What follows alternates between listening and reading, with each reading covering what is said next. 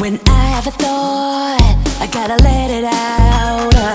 It's a bright spot that I can't even doubt. My opinions, my point of view, even if things are a little chopped and screwed. So yeah, even if you disagree. So yeah, even if I'm not in your pedigree. So yeah, especially if you agree. So yeah, so yeah. Good morning, good afternoon, good evening, wherever and whenever you're listening to it. Welcome to the So Yeah podcast with your girl, Caroline M. Diamond. This week, I would like to talk, oh my God, it just got so loud. This week, I would like to talk about not making Britney Spears happen. Let me clarify, because that is some clickbait. So what I've noticed in this generation of pop stars, because I love pop music, I love pop culture, I don't care how vapid and vain that makes me, I love it. So I'm gonna be a part of it. I don't care. The thing is that obviously at the height of her career, Britney Spears, undeniable, okay? Girl next door, dancer, singer. And you know what? I don't care if you sing live. I really don't. As long as you sound good on stage, lip sync for your life, okay? Get out of here, fly. And, you know, obviously the industry like completely ruined Britney Spears and like the media, and like it's so sad. I've watched all the documentaries. I read her book. Her book was terrible.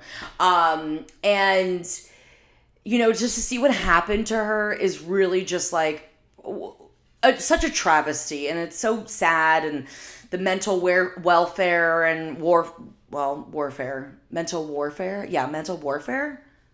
Yeah, I think that's right.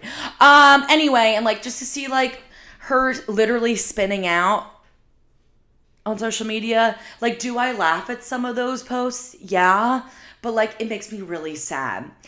Anyway, what I've noticed about like this new crop of pop stars and like the labels and stuff, everybody wants to make the next Britney Spears happen, okay? They're trying to push Tate McRae on us to be the next Britney Spears. Not quite. I'm sorry, it's just not quite.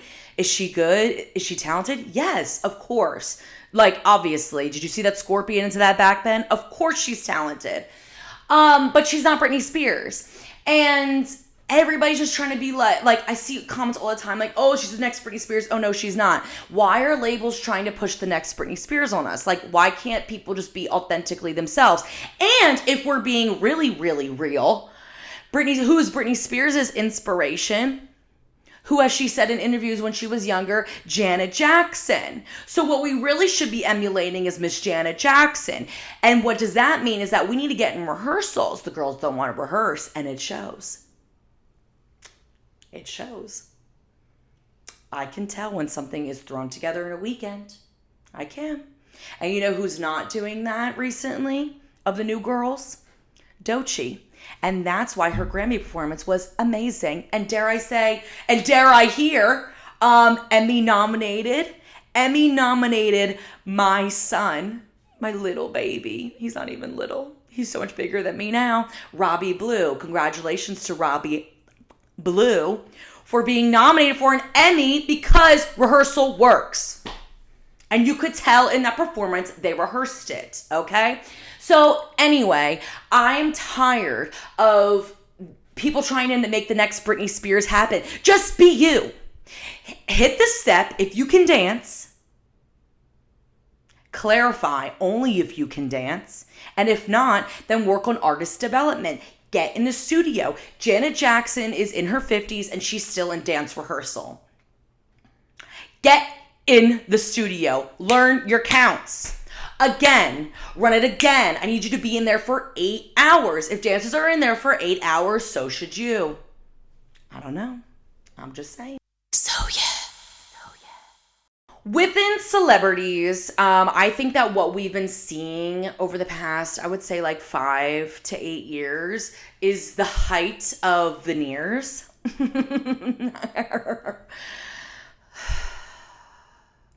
It doesn't matter how much money you have. Bad veneers can happen to you. Okay? Why are these celebrities who are so wealthy getting the worst looking veneers?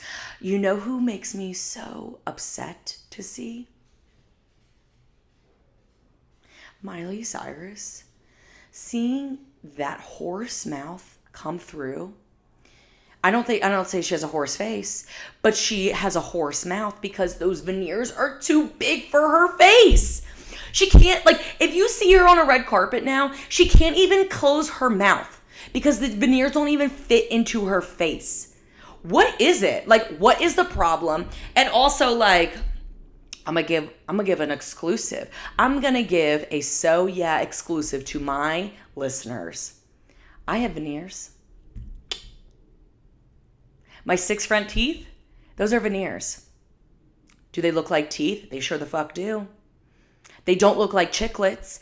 And what happened when I was getting my teeth done, because basically it's not fully for like cosmetic reasons. I don't have a front tooth right here. And they swindled my mother. Sure, they swindled you. They swindled her into saying that I need all my 6 front teeth to match just because if I just got a veneer on the one tooth, it would look weird. Okay? So I had to get veneers. And when they were fitting me for the veneers, you know, you got to pick the color. And I didn't get the whitest of white shades, okay? And Char was like, girl, why didn't you get the whitest of white shades? Like, don't you want white teeth? I'm like, yeah, technically I do, but like, they don't look natural. Like, if I get the whitest teeth there is, like, it literally looks like Tic Tacs. Tic-tac-toe on your tic-tac-toe, all right? So I got the color that's like a little bit a shade down, and nobody thinks that I have veneers. Even like my friends forget that I have veneers. Would I suggest having veneers? No. If I could go back, I would not get veneers because I don't know if it's like me, Caroline Diamond, who has like really sensitive, brittle teeth, but I have broken these veneers probably like at least 3 times almost each. Babe, you know how much expensive it is to fix a veneer? It's like $1,000 a tooth. And you know how I've broken my veneers? Eating cereal. Eating a potato. How can a potato disown me like that? How dare you break? One time I broke my tooth because I was water picking. The thing that they tell you to do at the dentist, what the fuck? It happened to me. Don't get veneers. PSA, don't get veneers. So yeah. So if you've been watching the podcast for the last 2 weeks, you know that we have our very first sponsor for the So Yeah podcast. And it is none other than the one-on-one dance consult, a game-changing mentorship for dancers, choreographers, and creatives ready to level up. Whether you're building your portfolio, shifting careers, or just want real talk from a real professional with insider secrets, one-on-one dance consult gives you personalized support, real tools, and a strategy made just for you. And you know there are extras, so let me give it to you. You get full session recaps, so you don't even have to worry about taking notes, which is amazing. We could say present in it. Just show up, get clarity, and it's all handled. Plus, there's a free AI chatbot. So it's kind of like having an industry insider in your pocket 24/7. And the more you sign up, the more loyalty rewards you get for later sessions. And it's all created by Kevin Fry, who's worked with everyone from Taylor Swift, Gaga, to Ariana Grande. So he knows what he's talking about. So let him help you. And what's so amazing with the partnership that we have for Dance Consult, yes, the So Yeah listeners get 50% off your first Dance Consult. So, what are you doing? Start growing, start creating, book an appointment, and get your 50% off for the one-on-one Dance Consult. So yeah. So this part of the podcast is called Currently, and it's everything that I, Caroline M. Diamond, is reading, listening, and watching. So as for what I'm reading, I'm not really reading anything at this moment because that Demon Copperhead book, bitch, it took me out. Like, I am fully out of air. I'm still alive, but I'm barely breathing. So I'm just coming back to life. And I'm going to be gentle with myself to not push myself too much to read a new book too soon. But I'll probably read something like sloppy, like just like junk. Probably like a Emily Henry book or like an Abby Jimenez book. Something that I can literally finish in like 2 days max. Because I need schlop. Get me to the trough, bitch. I'm a pig. That is a hilarious ass soundbite. Oh my God. For what I'm watching, as I said before, I love Tubi. I'm a Tubalicious girly. Tubi is my friend. It's not my foe. It's free. There's a lot of great movies on there. Old movies that you probably didn't even know were made. And there's this movie that I've seen online, like just like different vignettes, and I've seen it on my Pinterest board. I love Pinterest, by the way. And it's called The Love Witch, and I decided to finally watch it because it's been on my to-be favorites for a long time. And it's filmed like in Technicolor, so it's kind of gives like that old Hollywood type of feel of like the movie, the style. But it was filmed in 2017, so it's like a really cool juxtaposition. And is the script necessarily like my favorite? Not really, but like aesthetically, woo girl. My Libra ass was like, oh, I love this. I was screenshotting so much stuff. And literally, as I was watching it, I was going into Pinterest and going like, girl, add, save, my saves. It was so beautiful in that way. And I kind of resonate with the lead a little bit because she just like loves love and like gets like super attached and like falls like deep, and then she like ends up killing them. I haven't gotten to that part of life yet, but the verdict's still out, okay? Haven't killed anybody yet. Hopefully won't, but don't test me. As for what I'm listening to, I'm super late. This album came out last year, and it's Imaginal Disc by Magdalena Bay. And I've seen it so much on like TikTok, and people love the album. And like, I had nothing against them and their music, but I just never really gave it a chance. And I gave it a chance, and holy shit, no wonder everybody was talking about it. It was so good. It's like, it's definitely pop music, but a little like hyper pop, but like a little like eater love. I loved it. It's so good. Like, I usually whenever I save albums, I kind of save like maybe like, I don't know, like around like 5-6 songs. I feel like that's a good amount of album saves.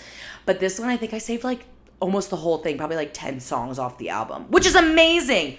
And Kevin and I saw them at Coachella a couple of years ago, like in this like small off the beaten path stage, and they were super fun. I didn't know what was happening, but it was good time. And so I hope that they're like going to continue to grow and evolve, and I can't wait to see their journey. Magdalena Bay. So that is all for this week's episode of So Yeah, and I hope you enjoyed it. I hope you liked it. If you didn't, see if I can ASMR. My knuckles cracking. That's for my haters. This episode is sponsored by 101 Dance Consult. So get your 50% off your first session so Kevin can get you together. You have things on your to-do list. You've been wanting to do these creative goals, these creative visions. Make it happen. This is the time for it to happen. Capitalism is falling. The government is falling. The world is ending. So you might as well do your creative shit now. You might as well. That's what we're supposed to do as artists here. We're supposed to make the dreams happen. So get it going. 101 Dance Consult at dance.consult on Instagram. And I'll see you next week for So Yeah!